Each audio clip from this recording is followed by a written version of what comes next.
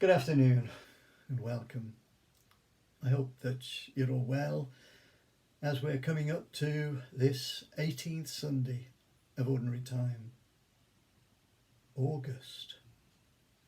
Can you really believe it? Bob Dylan's song, "The Times They Are A-Changing," seems somehow applicable to where we find ourselves in these days of coronavirus and wondering whether church will ever be the same again. So, here's a thought. Sometimes when the normal, the routine, the familiar somehow break down or are disrupted, it is then that we often find God. God can somehow get our attention, and we're able to spend some time to think. Life is so hectic these days that we don't have time to think. But during lockdown, we should at least have an hour a week spare to think. To think through what we really believe and what is really important. As we read through the first reading for this Sunday, and if we're honest, we don't really have an excuse for not reading it, because even if we don't have a missal, the readings are on the website and Pauline emails them out.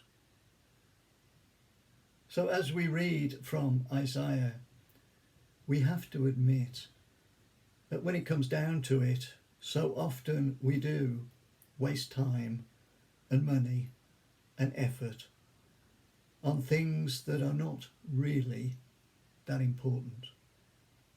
Especially when we consider the bigger questions of life, like death and eternity.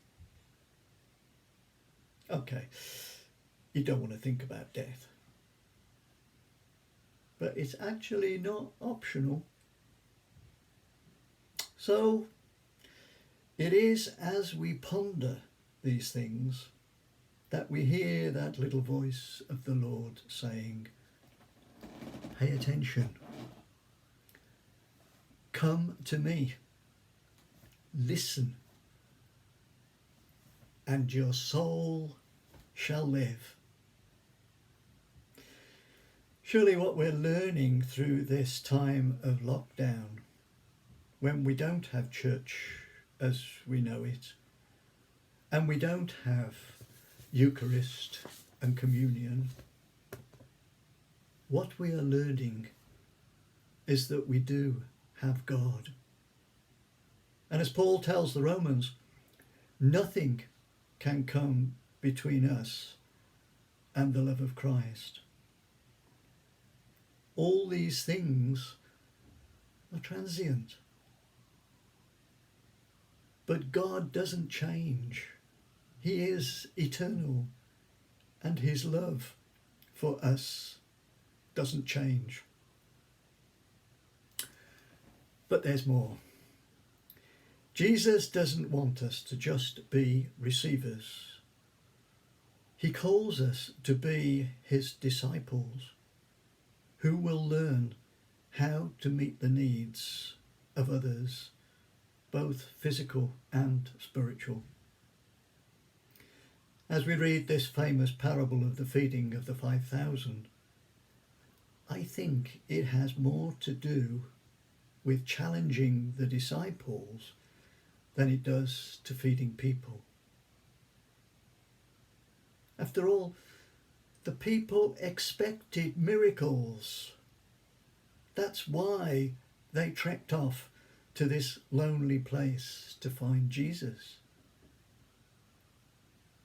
But the disciples,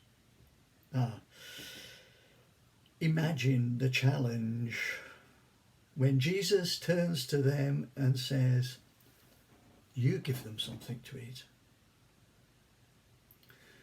The disciples learned that day that when they surrendered their inadequate supply to Jesus,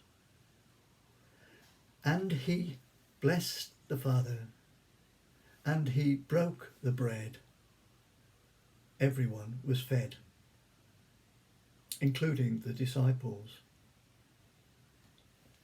This was Eucharist. Well, that has to be enough to think about for now. So, read the scriptures. And may God bless you and your families, and may you know the joy of the Lord, whatever might change. And this weekend, we have a special blessing for John and for Marilyn from Llangefni, who are celebrating their 50th wedding anniversary. May God bless you, and you are in our prayers.